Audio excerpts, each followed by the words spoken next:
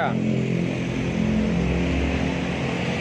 Halo pemirsa Harian Fajar Official. Hari ini saya sedang berada di lapak kaki lima Kanrerong, di mana lapak ini sekarang sedang masuk ke dalam tahap hukum karena kasus korupsi. Nah, hari ini kita akan mendengarkan kesaksian para saksi terkait korupsi yang dilakukan oleh Kepala UPT Kanrerong Muhammad Said. Mau tahu seperti apa lanjutannya? Ikuti saya. Kasus dugaan korupsi dengan terdakwa Kepala UPT Kanrerong Muhammad Said kini mulai terang. Para saksi memberikan keterangan terkait kejadian yang sebenarnya.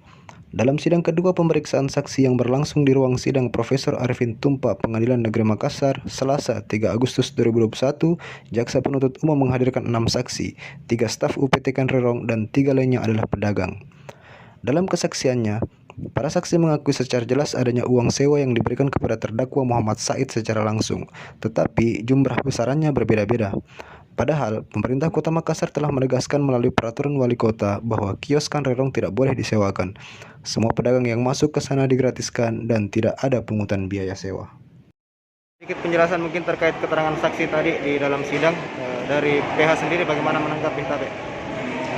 oke baik. Jadi ini adalah sidang kedua dari menghadirkan saksi. Yang minggu lalu adalah saksi 2 orang dari UPTD. Hari ini kita menghadirkan 6, 3 dari UPTD dan 3 dari pelapak.